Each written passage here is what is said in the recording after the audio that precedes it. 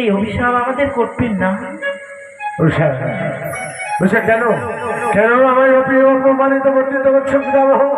একবার লক্ষ্য করেছ কেন এই বাউরি 33 কোটি দেবতার মাঝে আমায় করতে হলো অপমান? কেন কেন তারা যেন আমি অপমানিত হতে হয়? তারা অজ্ঞান অবধ, তাদের এখনো জ্ঞান হয়নি, তাদের সুছন্দ ঠিক হয়নি। এইবারে মত তুমি ক্ষমা করে দাও। পিতামহ, তুমি যখন বারবার আমায় বারণ করছো, তোমার এই কথার অনুসারে আমি উষাবতীকে ক্ষমা করে দিলাম, কিন্তু ভুলে যেও না 33 কোটি দেবতা যেন তোমাদের মুখের সাথে মানি শোনার জন্য দাস্ত হয়েছে। তাই তাই ভুলে যেও না, ভুলে যেও না আমায় তোমরা অপমানই করো না। চাই না দেবরাজ সকল দেবতার অপমান হয়ে যায়, এই আমরা কোনোদিনই চাই না।